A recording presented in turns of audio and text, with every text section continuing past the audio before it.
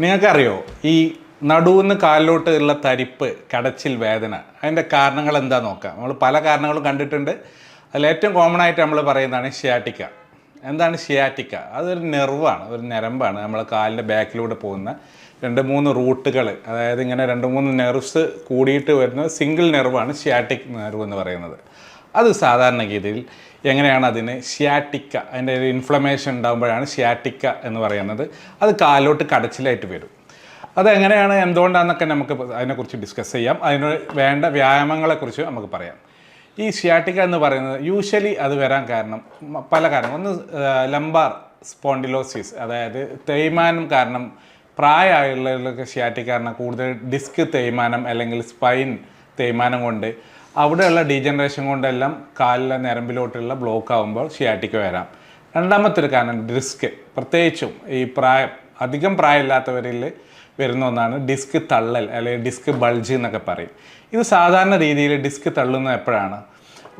ചിലവർക്ക് എന്തെങ്കിലും വീഴ്ച പറ്റിയുണ്ടായിരിക്കാം. ചിലപ്പോൾ എന്തെങ്കിലും വെയിറ്റ് എടുക്കുക, നമ്മൾ കുനിഞ്ഞുകൊണ്ട് നല്ല വെയിറ്റ് പൊക്കി, അല്ലെങ്കിൽ എന്തെങ്കിലും കുനിഞ്ഞുകൊണ്ട് എന്തെങ്കിലും മാറ്റി വെച്ചു. ഇതിൽ മിക്കതിലും ഹിസ്റ്ററി ഉണ്ടാവുക ഒന്നെങ്കിലും ചാടുക അല്ലെങ്കിൽ കുനിയുക, ഇങ്ങനെ ചെയ്യുമ്പോഴാണ് നമ്മൾ ഈ ഷിയാറ്റിക് ആ ഡിസ്കിലെ മുമ്പോട്ട് അധികം ബെൻഡ് ആകുമ്പോൾ അവിടെ ആ ഡിസ്ക് എന്ന് വെച്ചാൽ നമ്മൾ 2 നട്ടലിൻ്റെ അടിയിൽ ഉള്ളൊരു കുഷനാണ്. നമുക്ക് ഓരോ നട്ടലുകളുണ്ട്. ഈ നട്ടലിൻ്റെ അടിയിലുള്ള ഒരു കുഷനാണ് ഡിസ്ക് എന്ന് പറയുന്നത്. ഓരോ ഏരിയയിൽ ഓരോ കുഷൻസ് പോലെ. ഇത് ഈ തള്ളുന്ന രീതിയാണ് ഇവിടെ ഡിസ്ക് പ്രൊലാപ്സ് എന്നൊക്കെ പറയും, ഡിസ്ക് ബൾജ് എന്നൊക്കെ പറയും. പല ഐറ്റം ഉണ്ട്. ഡിസ്ക് ബൾജ് എന്ന് വെച്ചാൽ ഇങ്ങനെ തള്ളി നിൽക്കുക. പല സ്ഥലത്തും ബൾജ് ചെയ്യാം. ഇത് ബാക്കിൽ പോസ്റ്റീരിയർ ബൾജ് ചെയ്യാം, പോസ്റ്റീരിയർ ലാറ്ററൽ ബൾജ് ചെയ്യാം, ആൻറ്റീരിയർ ബൾജ് ചെയ്യാം. സാധാരണ ഇതിൽ പോസ്റ്റീരിയർ ലാറ്ററൽ ബൾജ് ചെയ്യുമ്പോൾ ഇത് നമ്മളെ കാലിലോട്ട് സ്പൈനൽ കോഡെന്ന് ഓരോ നെർവ്സ് ഇങ്ങനെ പോകുന്നുണ്ട്. ഈ നെർവ്സ് കാലിലോട്ട് പോകുമ്പോൾ അതിന്മേ ഈ ബൾജ് ചെയ്യുന്ന ഇത് തട്ടിയാൽ നമുക്ക് ഷിയാറ്റിക്ക അനുഭവപ്പെടാം. പ്രത്യേകിച്ച് ഈ L4, L5, S1 എന്നുള്ള ഏരിയയിലൊക്കെയാണ് ഇത് കമ്പൈൻ ചെയ്തിട്ടാണ് നമ്മുടെ ഷിയാറ്റിക് നെർവ് ഫോം ചെയ്യുന്നത്. ഈ നെർവ് നമ്മൾ ബാക്കിലോട്ട് ഇങ്ങനെ വന്നിട്ട് അതിൻ്റെ ഡെർമറ്റോമൽ ഡിസ്ട്രിബ്യൂഷൻ എന്ന് പറയും. എന്ന് വെച്ചാൽ ഡെർമറ്റോമൽ എന്ന് വെച്ചാൽ ഡെർമറ്റോളജി, ഡെർമ എന്നൊക്കെ പറഞ്ഞ സ്കിന്ന്, ഇതിന് റൂട്ട് ഉണ്ടാവും. ആ സ്കിന്നിലൂടെ ആ ഏരിയയിലൂടെ മാത്രമാണ് അതിന് പെയിൻ വരിക. സാധാരണ ഇതിൽ L5, ഇപ്പോൾ L5 ഏരിയയിലുള്ള ഡിസ്ക് ബൾജ് ആണെങ്കിൽ അതിൻ്റെ വേദന നമ്മൾ തുടയുടെ സൈഡിലൂടെയും മുട്ടുകാലിൻ്റെ സൈഡിലൂടെയൊക്കെ വരും. അപ്പോൾ അതേപോലെ തള്ളവരൻ്റെ അങ്ങോട്ടൊക്കെ വരും. നേരെ മറിച്ച് S1 താഴത്താണെങ്കിൽ നമ്മുടെ ബട്ടക്സിൻ്റെ ബാക്കിലൂടെ, തുടയുടെ ബാക്കിലൂടെ അങ്ങനെ വരും.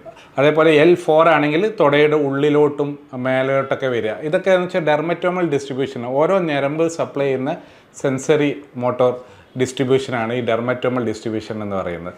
ഇങ്ങനെയാണ് ഷിയാറ്റിക്ക പ്രസൻറ്റ് ചെയ്യാറ്. എന്നാൽ ചില ആളുകൾക്ക് ഈ ഡിസ്ക് തള്ളുമ്പോൾ തന്നെ ചിലവർക്ക് വേദന ഉണ്ടാവും. ഈ ഡിസ്ക് എന്ന് വെച്ചാൽ ജെല്ലി പോലത്തെ ഒരു സംഭവം, നല്ല ഹാർഡൊന്നുമല്ല. നമ്മൾ 2 എല്ലിൻ്റെ അടിയിലുള്ള കുറച്ച് മീഡിയം ഹാർഡ് ജെല്ലി പോലെയാണ്. അത് ഓവർ പ്രഷർ, ഡിസ്കിൻ്റെ പ്രഷർ കൂടുമ്പോൾ, ഡിസ്കിൻ്റെ പ്രഷർ കൂടുന്ന കുറച്ച് പൊസിഷൻസ് ഉണ്ട്. മുന്നോട്ടാഞ്ഞ് ജോലി എടുക്കുക, എപ്പോഴും നമ്മൾ ഓവർ വെയിറ്റ് കൂടുക. ഇപ്പം നമുക്ക് നല്ല തടിയുള്ള ആളുകൾ, വയർ കൂടിയ ആളുകളൊക്കെ ആണെങ്കിൽ ഒത്തിരി പ്രഷർ ഇങ്ങനെ ഇങ്ങോട്ട് വരും. നമ്മുടെ വയറൊക്കെ ഈ മുൻഭാഗത്താണ് ഉള്ളത്. ഇങ്ങനത്തെ ആളുകൾക്കൊക്കെ ഒത്തിരി പ്രഷർ വരും. അങ്ങനെ ഒരു മുന്നോട്ട് കുനിഞ്ഞ് സ്ഥിരമായിട്ട് ജോലി എടുക്കുന്നവരെയും വെയിറ്റ് എടുക്കുന്നവർ, പെട്ടെന്ന് സ്ഥിരമായിട്ട് ജോലി ചെയ്യാത്തവർ, നല്ല ഹെവി ആയിട്ടുള്ള ഫ്രണ്ടിലോട്ട് കുനിഞ്ഞിട്ടുള്ള വെയിറ്റ് എടുക്കുന്നവർ, ഇങ്ങനെയൊക്കെ വരുമ്പോൾ ഡിസ്കിൻ്റെ over pressure, intra discal pressure കൂടും. അതിങ്ങനെ കൂടുമ്പോൾ ഒന്ന് തള്ളുന്ന എല്ലാവർക്കും വേദന ഉണ്ടാകത്തില്ല. 2-3 ഉണ്ട്. അതിൻ്റെ ഉള്ളിലുള്ള ഇതുണ്ട്, നമ്മളെ കെമിക്കൽസ് ഉണ്ട്, ഈ പ്രോട്ടോഗ്ലൈക്കൻസ്, സൈറ്റോകൈൻസ് എന്നൊക്കെ പറയും. അവരൊക്കെ പുറത്തോട്ട് ലീക്കായിട്ട് ആനുലാർ ടിയർ, അതായത് ഡിസ്കിന് കീറൽ സംഭവിച്ചിട്ട് അത് ഇൻഫ്ലമേഷൻ ഉണ്ടാക്കുമ്പോൾ നമ്മളുടെ കാലിലോട്ടുള്ള ഓരോ ഞരമ്പിലോട്ട് അത് ഇറിറ്റേറ്റ് ചെയ്യും. അങ്ങനെയാണ് കാലിലോട്ട് പെയിൻ ഉണ്ടാക്കുന്നത്. എല്ലാ ഡിസ്കും കാലിലോട്ട് വേദന ഉണ്ടാക്കണമെന്നില്ല. ഡിസ്ക് തള്ളിച്ച ഇപ്പോൾ ചിലവർക്കൊക്കെ MRI എടുത്താൽ, ബാക്ക് പെയിൻ MRI എടുത്താൽ ചിലപ്പോൾ ഡിസ്ക് തള്ളിയിട്ടുണ്ടാകും. പക്ഷേ അത് ഈ കാലിലോട്ടുള്ള നെർവ് റൂട്ട്, നമ്മൾ പറയുന്ന കാലിലോട്ടുള്ള ഞരമ്പിനോട്ട് തട്ടിയോണമെന്നില്ല. ഞരമ്പിലോട്ട് തട്ടുമ്പോഴാണ് കാലിലോട്ട് വരുന്നത്. ചിലപ്പം അതുവരെ ഞരമ്പ് തട്ടിയിട്ടില്ലെങ്കിൽ നമുക്ക് ബാക്കിലോട്ടാണ് വരുന്നത്. അതിന് നമ്മൾ ഡിസ്കോജനിക് പെയിൻ എന്നൊക്കെ പറയും. അതുപോലെ തന്നെ എല്ലാ ബാക്ക് വേദനയും ഡിസ്ക് വേദനയല്ല, അല്ലെങ്കിൽ എല്ലാ കാലിലോട്ടുള്ള വേദനയും ഷിയാറ്റിക്കയല്ല. ഈ വേറെ പല ജോയിൻ, ഇവിടെയുള്ള മസിൽ, പ്രത്യേകിച്ച് നമ്മുടെ ബാക്കിലുള്ള പാരാസ്പൈനൽ മസിൽസ്, QL മസിൽസ്, അങ്ങനെ ഒത്തിരി സ്വാസ് മസിൽസ്, ഒത്തിരി മസിൽസ് ഉണ്ട്, നമ്മളെ ഗ്ലൂട്ടിയസ് മസിൽസ്. ഇതിനൊക്കെ ഉണ്ടാകുന്ന പൊസിഷനൽ നമ്മളെ എർഗണോമി സ്ഥിരമായിട്ട് വർക്ക് ചെയ്യുമ്പോൾ കുനിഞ്ഞിരിക്കുക, നിന്നിരിക്കുക, കുറേ ടൈം ഡെയിലി സ്കൂട്ടർ ഓടിക്കുക, അങ്ങനത്തെ ഒക്കെ വരുന്ന ചിലപ്പോൾ മസിൽ സ്പ്രെയിൻ എല്ലാം വരാം. ഇത് കാരണവും നമുക്ക് ബാക്ക് പെയിൻ ഉണ്ടാവാം. അപ്പോൾ ഷിയാറ്റിക്ക എന്ന് പെട്ടെന്ന് നമുക്ക് ഡയഗ്നോസ് ചെയ്യുമ്പോൾ എപ്പോഴാണ് നമ്മൾ ഇത് ശ്രദ്ധിക്കേണ്ടതെന്ന് വെച്ചാൽ, ഇതിന് കുറേ ഫ്ലാഗ് സിംറ്റംസ് ഉണ്ട്. അതായത് നമുക്ക് വേദന ഉണ്ട്, നമ്മൾ എപ്പോഴാണ് ഇത് ഡോക്ടറെ കാണിക്കേണ്ടത്? ചെറിയൊരു വേദനയാണ്, ഊരവേദനയാണ്, അപ്പോൾ നമ്മളൊന്ന് സാധാരണ രീതിയിലൊരു പെയിൻ കില്ലർ ജെല്ല്, വോളിനി, ഡൈക്ലോഫെനാക് ജെല്ലൊക്കെ ഒന്ന് അപ്ലൈ ചെയ്യും. ചിലപ്പോൾ നല്ല പെയിൻ്റെ പാരസെറ്റമോളൊക്കെ അടിക്കും. എന്നിട്ടൊന്ന് എക്സസൈസൊക്കെ ചിലപ്പോൾ 2-3 ദിവസം റെസ്റ്റ് എടുത്ത് അത് സാധാരണ മാറും. അത് മസ്കുലോസ്കെലറ്റൽ, പ്രത്യേകിച്ച് ഈ മസിൽ സംബന്ധമായിട്ടുള്ള ഇതൊക്കെ ആണെങ്കിൽ എക്സസൈസ് എന്നൊക്കെ ചെയ്താൽ മാറും. എന്നാൽ തേയ്മാനം, ഈ ഡിസ്കിന് അല്ലെങ്കിൽ 2 എല്ലുകൾക്കിടയിലുള്ള ഫാസറ്റ് ജോയിൻറ്റിനുണ്ടാകുന്ന തേയ്മാനത്തൊന്നും പെട്ടെന്ന് മാറിക്കോണമെന്നില്ല. അത് ചിലപ്പോൾ കുറച്ച് ദിവസം കൂടുതൽ മെഡിസിൻ എടുക്കേണ്ടി വരും, ഡോക്ടറെ എടുക്കേണ്ടി വരും, ഇത് കാണിക്കേണ്ടി വരും. ഇങ്ങനെയൊക്കെ എടുത്താലേ ചിലപ്പോൾ മാറുള്ളൂ. അപ്പോൾ എന്നിട്ടും മാറുന്നില്ല, കാലിലോട്ട് നല്ല കടച്ചിലുണ്ട്. അതിൻ്റെ അർത്ഥം എന്താ വെച്ചാൽ ആ ഡിസ്ക് നല്ല കംപ്രഷൻ വരുന്നുണ്ട്, കാലിലോട്ടുള്ള ഞരമ്പിലോട്ട് കംപ്രഷൻ വരുന്നുണ്ട്. അതുകൊണ്ട് അത് എത്രത്തോളം കംപ്രഷൻ ഉണ്ട് എന്നുള്ളത് നമ്മൾ നോക്കാം. നല്ല കംപ്രഷൻ ഉണ്ടെങ്കിൽ നമ്മൾ MRI എടുക്കണം. MRI എല്ലാ പെയിനും MRI എടുക്കണ്ട. ചില ആളുകൾ പറയും MRI എന്തിനെടുക്കുന്നത്, പക്ഷേ MRI എടുക്കണം. അതിനാണ് റെഡ് ഫ്ലാഗ് സൈൻസ് എന്ന് പറയും. എന്ന് വെച്ചാൽ അർജൻറ്റായിട്ട് നോക്കാനുള്ള കാര്യങ്ങൾ. ഒന്ന്, കാല് എണ്ണി പൊക്കാൻ പറ്റുന്നില്ല, കാലിന് ഭയങ്കരമായിട്ട് വീക്ക്നെസ് വരിക. അതായത് കാലിന് ഈ ഡിസ്ക് നല്ലോണം തള്ളിയിട്ട് നെർവ് ബ്ലോക്ക് ആവുക, അതായത് നെർവിൻ്റെ കണ്ടക്ഷൻ നടക്കുന്നില്ല. ഇതിനാണ് നല്ല മോട്ടോർ പാരസിസ് അല്ലെങ്കിൽ പാരസിസ് എന്നൊക്കെ പറയും. ഇതിന് നമ്മൾ MRI എടുത്തേ പറ്റൂ. എന്നിട്ട് ചിലപ്പം അത് കൂടുതൽ കംപ്രഷൻ നമ്മൾ MRI എടുക്കാതെ നിന്ന് കൂടുതൽ കംപ്രഷൻ ആയാൽ ചിലപ്പോൾ അതിന് വീക്ക്നെസ്സും മസിൽ അട്രോഫി എല്ലാം വരും. രണ്ടാമത്തത്, ഈ മേലെയുള്ള ഈ നെർവ്സ് എല്ലാം നമ്മുടെ സെൻട്രൽ നെർവസ് സിസ്റ്റം അല്ലെങ്കിൽ സ്പൈനൽ കോഡായിട്ട് ബന്ധപ്പെട്ടതാണ്. ഈ നെർവ്സ് നമ്മുടെ മോട്ടോർ പവറിനെ കൺട്രോൾ ചെയ്യുന്നുണ്ട്. എന്ന് വെച്ചാൽ നമ്മൾ മൂത്രം ഒഴിക്കുന്നത്, അതേപോലെ തന്നെ വയറ്റിന്ന് പോകുന്നത്, ഇതിനൊക്കെ സപ്ലൈ ചെയ്യുന്നത്. നമ്മളിപ്പോൾ മൂത്രം ഒഴിക്കുമ്പോൾ വയറ്റിന്ന് പോകുന്നതൊക്കെ നമ്മൾ ടോയ്ലറ്റിൽ പോയി അല്ലെങ്കിൽ ബാത്റൂം പോയി ഇരുന്നാൽ പിന്നെ നമ്മളൊരു കൺട്രോൾ ഉണ്ട്. നമ്മൾ ഓട്ടോണോമിക് സിസ്റ്റം വിത്ത് സെൻട്രൽ നെർവസ് സിസ്റ്റം, ഈ നെർവസ് സിസ്റ്റത്തിന് ഒരു കൺട്രോൾ ഉണ്ട്. ആ കൺട്രോൾ റിലാക്സ് ചെയ്താൽ മാത്രമേ നമുക്ക് വയറ്റിന്ന് പോവുള്ളൂ, മൂത്രയിക്കാൻ പറ്റുള്ളൂ. അത് കൺട്രോൾ ചെയ്യുന്നത് ഇവിടെ നിന്ന് വരുന്ന നെർവ്സാണ്. ഈ നെർവ്സിനെ കൂടെ ഈ ഡിസ്ക് പ്രഷർ കൂടിയത് കാരണം കൂടുതലായിട്ട് ബാധിച്ചിട്ടുണ്ടെങ്കിൽ അതിനാ പറയുക ഈ കോഡ ഇക്വനസ് സിൻഡ്രോം. കുറേ നെർവ് റൂട്ട്സ് ഉണ്ട്, ഇങ്ങനെ കുറേ വാല് പോലെ, ഒരു കുതിരയുടെ വാല് പോലെയുള്ള നെർവ് റൂട്ട്സ് ഉണ്ട്. അത് കംപ്രഷൻ വന്നാൽ കോഡ ഇക്വനസ് സിൻഡ്രോം, നല്ല കംപ്രഷൻ വന്നാൽ നമുക്ക് വയറ്റിന്ന് പോകാനും ഇതിനൊക്കെ ബുദ്ധിമുട്ടുണ്ടാവും. അങ്ങനെ ഉണ്ടാകുമ്പോഴും നമ്മൾ MRI എടുക്കണം. പിന്നെ മൂന്നാമത്തേത്, വയസ്സായിട്ടുള്ള ഒരാളിൽ പെട്ടെന്ന് ബാക്ക് വേദന, ഒന്നും ചെയ്യുന്നില്ല, ഒരു 60-70 വയസ്സായി ഭയങ്കര ബാക്ക് വേദന, കാലിലോട്ട് വേദന, അതൊക്കെ അസാധാരണമാണ്. അതിൻ്റെ അർത്ഥം അവിടെ കാര്യമായിട്ടുള്ള ഡാമേജ് ഉണ്ടായിട്ടുണ്ട്, എന്തെങ്കിലും പൊട്ടലോ അല്ലെങ്കിൽ എന്തെങ്കിലും ട്യൂമറോ അങ്ങനെ കാരണം ഇങ്ങനെ വേദന വരാം. അവർക്കും MRI എടുക്കണം. ഓക്കെ, ഇതാണ് 3-4 കാരണങ്ങളുള്ളത്. പിന്നെ ഉള്ള വീണു, നല്ല ഹൈറ്റിൽ നിന്ന് വീണു, ഒരു 4 ദിവസം മുമ്പ്, ഒരാഴ്ച മുമ്പ് വീണു, അല്ലെങ്കിൽ ഇന്നലെ വീണു, അല്ലെങ്കിൽ ഇന്ന് വീണു, അതിൻ്റെ ശേഷം കാലിലോട്ട് ഭയങ്കര തരിപ്പ്, കാല് പൊക്കാൻ വയ്യ, നല്ല കടച്ചിൽ. അതിൻ്റെ അർത്ഥം അവിടെ കാര്യമായിട്ട് എന്തോ ഡാമേജ് പറ്റിയിട്ടുണ്ട്. അത് ചിലപ്പോൾ ഒരു എമർജൻസി MRI എടുത്തിട്ട് ചിലപ്പോൾ ഒരു എമർജൻസി ഡീകംപ്രഷൻ സർജറി ഒക്കെ വേണം. ഇതൊക്കെയാണ് MRI എടുക്കേണ്ടത്. പക്ഷേ എന്നാലും നമ്മൾ പെയിൻ ഫിസിഷ്യൻസ് അഡ്വൈസ് ചെയ്യുന്നത്, നിങ്ങൾക്ക് വേദനയുണ്ട്, സിവിയർ വേദനയുണ്ട്, കാലിലോട്ട് ഇങ്ങനെ ഇറങ്ങുന്നുണ്ട്, ഇതിന് MRI എടുക്കുന്നത് ബെസ്റ്റാണ്. എപ്പോൾ?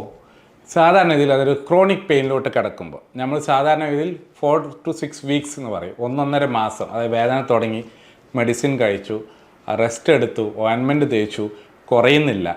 എന്നിട്ട് അതിൻ്റെ ശേഷം നമ്മൾ ഫിസിയോതെറാപ്പി ചെയ്തു, എന്നിട്ടും കുറയുന്നില്ല, വീണ്ടും മെഡിസിൻ ഡോസ് കൂട്ടി വെക്കും, എന്നിട്ടും കുറയുന്നില്ലെങ്കിൽ നമ്മൾ MRI എടുത്തേ പറ്റൂ.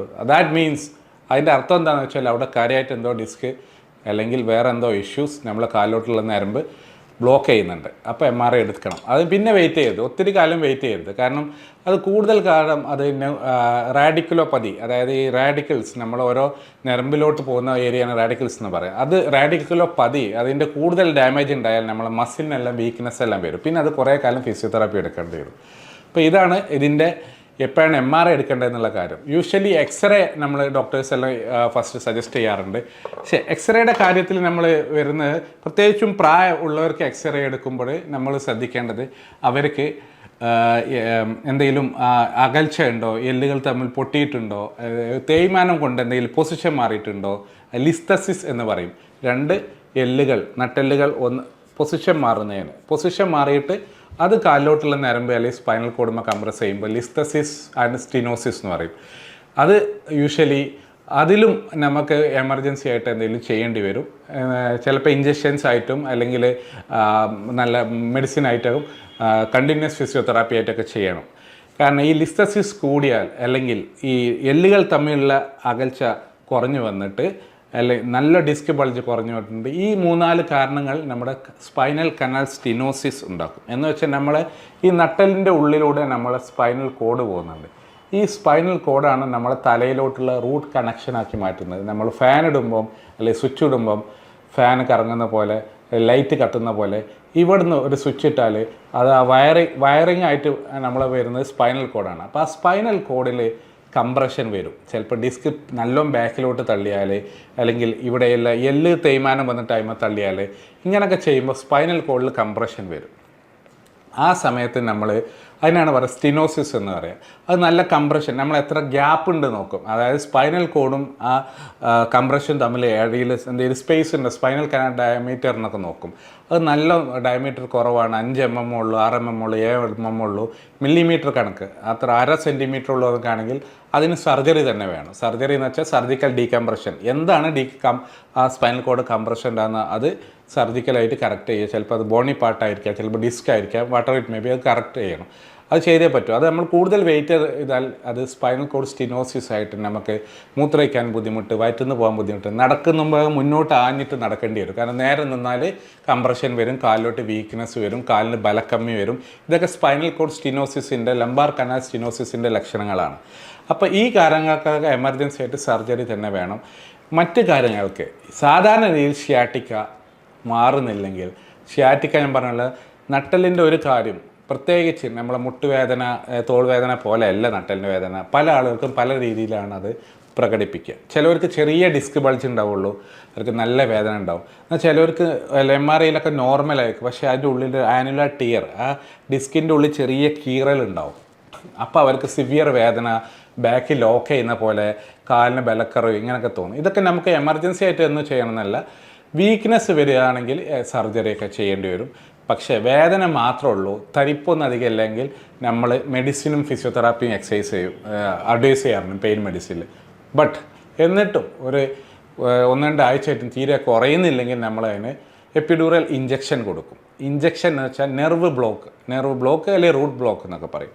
നമ്മൾ ചെയ്യുന്നത് ഈ ഡിസ്ക്, ഈ തള്ളിയിരിക്കുന്ന ഡിസ്കിൻ്റെ അങ്ങോട്ട്, ഇവിടെ ഈ ഡിസ്ക് തള്ളിയ കാരണം ഈ ഞരമ്പിൻ്റെ ചുറ്റും നീർക്കെട്ട് വരും, ഇൻഫ്ലമേഷൻസ് വരും.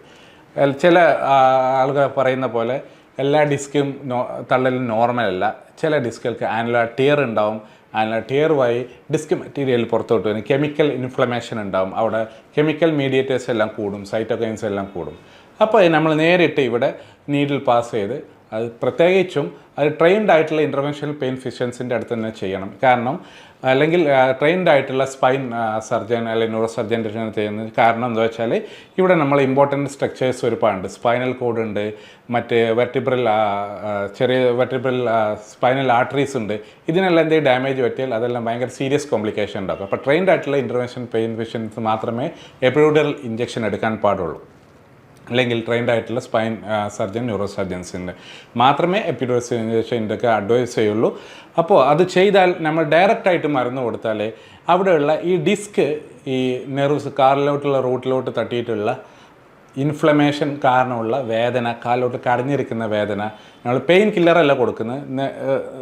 ഇത് റെഡ്യൂസ് ചെയ്യാനുള്ള ലോ ഡോസ് സ്റ്റിറോയിഡ് വിത്ത് ലോക്കൽ അനസ്തെറ്റിക് മെഡിസിൻ കൊടുക്കുമ്പോൾ അത് ഈ ഡിസ്കും, ഈ ഒലിക്കുന്ന ഡിസ്കും അല്ലെങ്കിൽ കാലിലോട്ടുള്ള നെർവ് റൂട്ട്സും തമ്മിലുള്ള ആ ഒരു ഇൻഫ്ലമേഷൻ കാരണമുള്ള ഇറിറ്റേഷൻ ഒഴിവാക്കിയിട്ട് ഒന്ന് വേദന മെല്ലെ മെല്ലെ കുറഞ്ഞു വരും. പക്ഷേ ഇതെല്ലാവർക്കും ചെയ്യാൻ പറ്റില്ല.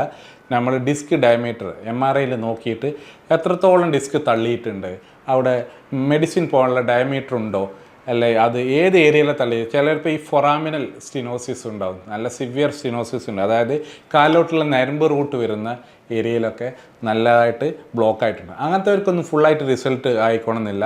ബട്ട് എന്നാലും പുതിയ സ്റ്റഡി പ്രകാരം ഒരു പ്രാവശ്യം ഇഞ്ചക്ഷൻ ചെയ്തിട്ട് കുറയുന്നില്ലെങ്കിൽ പിന്നെ നമുക്ക് അവർക്ക് ന്യൂക്ലിയോപ്ലാസ്റ്റി, ലേസർ ന്യൂക്ലിയോപ്ലാസ്റ്റി, ഓസോൺ ന്യൂക്ലിയോപ്ലാസ്റ്റി, അതേപോലെ PRP ഇങ്ങനത്തെ കാര്യങ്ങളെല്ലാം ചെയ്യാം. ഇതൊന്നും ചെയ്തിട്ട് റെഡി ആകുന്നില്ലേ പിന്നെ നമ്മൾ സർജിക്കൽ ഡീകംപ്രഷൻ തന്നെ വേണം.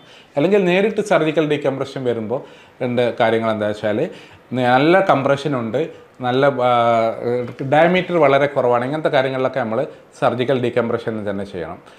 പക്ഷേ ഇത് നമ്മൾ ഇഞ്ചക്ഷൻ ചെയ്ത ഉടനെ വേദന കുറയില്ല, മെല്ലെ മെല്ലെ കുറയുള്ളൂ. അതിൻ്റെ കൂടെ തന്നെ ഫിസിയോതെറാപ്പി എക്സസൈസ് എല്ലാം ചെയ്യണം, ഷുഗർ കൺട്രോൾ ചെയ്യണം, വേറെ ഇൻഫ്ലമേഷൻ ഒന്നും ഉണ്ടാകാൻ പാടില്ല. അപ്പോൾ ഇത്രയും കാര്യമാണ് ഇതിൻ്റെ മാനേജ്മെൻറ്റ് എന്ന് പറയുന്നത്. അതിൻ്റെ കൂടെ തന്നെ നമ്മൾ ഫിസിയോതെറാപ്പി എക്സസൈസ് എല്ലാം ചെയ്താൽ മാത്രമേ കാരണം ഇത് റെഡി ആവുള്ളൂ. കാരണം എന്താ വെച്ചാൽ നമ്മൾ ഈ നട്ടെല്ല് എന്ന് പറഞ്ഞ ഒരു തൂണാണ്, നമ്മളൊരു മുള എന്നൊക്കെ പറയുന്നത്, ബാമ്പു എന്നൊക്കെ പറയുന്നത്, അങ്ങനെ അടുക്കി വെച്ചിരിക്കുക. ഇതിൽ നിന്ന് ഒരു സാധനം പോലും നമുക്ക് മാറ്റി വെക്കാൻ അത്ര ഈസി അല്ല. നമുക്ക് ഹാർട്ട് മാറ്റി വെക്കാം, ലിവർ, കിഡ്നി, മുട്ട് മാറ്റി വെക്കാം, പക്ഷേ ഇതിൽ നിന്ന് ഒരു പീസ് മാറ്റി വെക്കാൻ ഭയങ്കര ബുദ്ധിമുട്ടാണ്.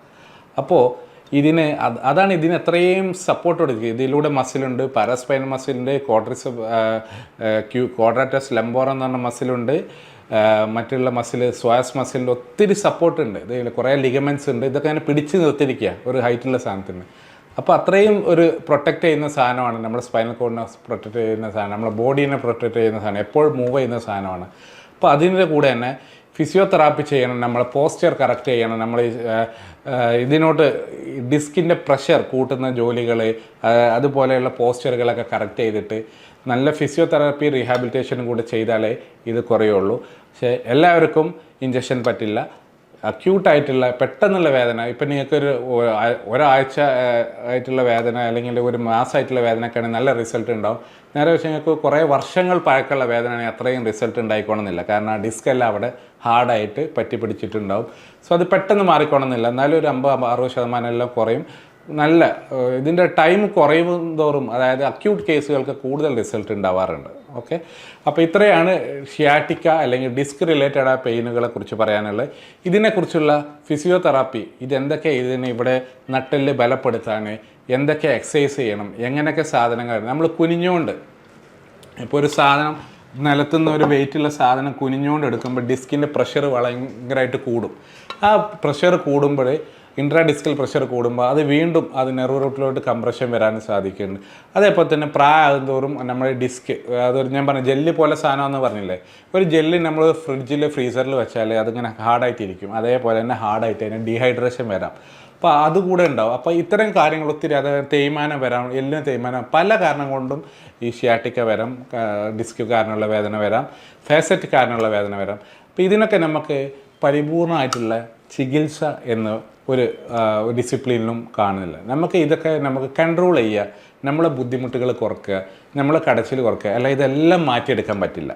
ഡിസ്ക് പുറത്തോട്ട് തള്ളി സർജറി വഴി കട്ട് ചെയ്യാം, അങ്ങനെ തിരിച്ചു മാറ്റിയൊക്കെ അപ്പം എല്ലാം പഴയ പോലെ ആകുന്ന ഒരു ചികിത്സ ഇതിനില്ല, ഒരു വിഭാഗത്തിലുമില്ല. അപ്പം നമുക്ക് ഇതിന് ബുദ്ധിമുട്ട് കുറയ്ക്കുക, നമുക്ക് നമ്മുടെ കാലിനോട്ടുള്ള കടച്ചിൽ കുറയ്ക്കുക, നമ്മൾ ചെയ്യുന്ന ജോലിയിൽ ശ്രദ്ധിക്കുക, അതേപോലെ തന്നെ എന്തെങ്കിലും സാധനങ്ങൾ വെയിറ്റുള്ള സാധനങ്ങൾ എടുക്കുമ്പോൾ ശ്രദ്ധിക്കുക, റെഗുലറായിട്ട് ഇവിടെ ബാക്കിൽ സ്ട്രെങ്തനിങ് കിട്ടാനുള്ള എക്സസൈസ് ചെയ്യുക. ഇങ്ങനെയൊക്കെ ചെയ്തിട്ട് ഒന്ന് ശ്രദ്ധിച്ചെടുത്ത് മെല്ലെ മെല്ലെ സ്റ്റെപ്പായിട്ട് ഈ ഡിസ്ക് റിലേറ്റഡ് അല്ലെങ്കിൽ ഷിയാറ്റിക്ക റിലേറ്റഡ് വേദന മാറ്റാൻ പറ്റുള്ളൂ. ഇതൊന്നും പെട്ടെന്ന് നമുക്കൊരു പനി അല്ലെങ്കിൽ ഷുഗർ മാറ്റുന്ന പോലെ കുറേ ഡോസ് അല്ലെങ്കിൽ മെഡിസിൻ കുടിച്ചാൽ നമുക്ക് കൺട്രോൾ ചെയ്യാൻ പറ്റില്ല.